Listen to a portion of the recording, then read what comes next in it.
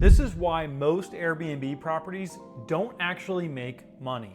Just as a heads up guys, throughout this video, I'm gonna be showing you our property and how we tried to set it apart. I'll show you some before and afters, and we can kind of take a look at putting into action the things that I'm gonna be saying. So here is 5 simple ways that you can overcome the market trend and build a successful short-term rental business. The first one, where you're going to purchase. The location of where you purchase is everything. If you can buy into a high demand location, then there's already a customer out there that's ready to be matched to what you're going to offer. So if you buy in an area like, in our case, we bought in an area called Cape Cod. If you haven't heard of, it's a series of beach towns stacked together in New England that is in very, very high demand in the peak seasons of summer and some of the shoulder months like September, October, and May. The supply is also very limited on Cape because many of the desired houses are either full-blown people living there or have already been purchased or bought up. And so the supply of actual quality Airbnbs has continued to decline, especially as more and more people want to go there for their vacations. So for us, we bought into that area, specifically one of the main central towns on Cape, that we felt the demand was very present, and if we put the right product in front of that demand, the odds of us getting the rent that we would need to get and being, not very vacant throughout the year, or having low vacancy, was very high. So buy in a freaking great area. That's number one.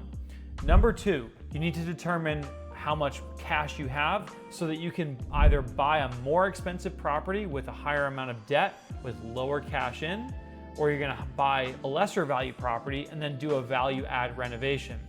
If you're going to do the renovation, you need to take a lesser property, this is what we did, and make it more special. You have to really take a standard house and turn it into an environment that people are going to make memories in, that they can be super excited about when they walk in the front door, and altogether are going to be more willing to pay for a premium. The third thing are amenities. Amenities and special unique amenities that people don't often have in their own homes are half the reason why people go through Airbnbs as opposed to hotels.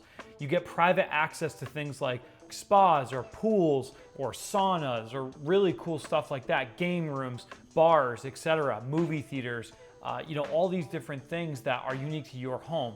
And so those are huge in basically not just getting higher, more premium rentals, but setting yourself apart in the market. I'm coining that, that's my phrase. The more rooms you have, the more value you add. Getting a home with more rooms makes it possible for bigger groups to split the fee. So as the fees go up and the nightly rents go up, people are able to split it with more people, and ultimately they get more amenities because you're offering more and you're going to charge more, but you can actually have more people be involved. So big groups pay a lot, but they also split it up amongst them. So it actually can be less expensive for larger groups if they do it this way.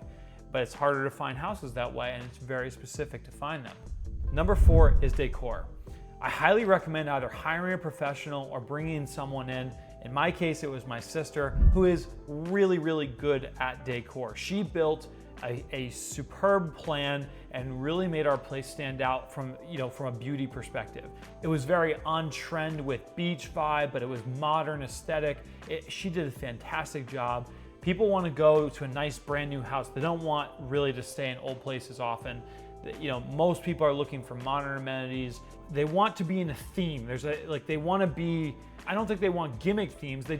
They want to be immersed in the environment that they're in. So if it's a beach town, they want beach theme. If they're in the woods, they might want a woodland vibe or a log cabin vibe. So you got to nail that, and you have to make people feel like they're immersed in their environment. And the final one, and maybe one of the more important ones to really stand out, is unparalleled, high quality, professional marketing and photography and video. I can't express how important this is. Walking through a home and taking pictures off of an iPhone, albeit a powerful tool, is not the way to stand out. You really have to put the listing above all other listings. You have to be a professional, do what professionals do, market your property, market your product or your service. So in this case, I highly, highly recommend working with a professional. Honestly, it can be a one-time event unless you make significant changes, and I think it pays off volumes. It's what people see. It's the only property, the only digital assets that people are going to see and be able to make their decision on. So the better images you take and the better, more professional you can get with it, the more likelihood that people are going to be, excited about the images and want to rent your place. So these are pretty simple, straightforward ways to take a property of moderate to high value and turn it into a superb income producing asset. So I will tell you that following these 5 things is exactly what we did. I think we're seeing some really awesome results. We're getting that $1,000, $1,500 a night rent right now throughout this peak season. I think our property is going to be bringing in 130 to 150,000 of revenue. And I think we're going to make 50,000 plus net cash flow the whole bit. I hope you guys found this helpful. If you're interested in this or other topics around business and investing in real estate, please jump over to some of my other videos. There's a lot more resources and I'm posting every single week. This is something I'm really passionate about and I'm hoping I can help some people and I'm hoping some people can help me. So if you're looking, if you have questions or concerns or you want to add feedback, put it in the comments down below. Let's start a conversation. Thank you guys so much for watching and looking forward to seeing you guys in the next one. Cheers.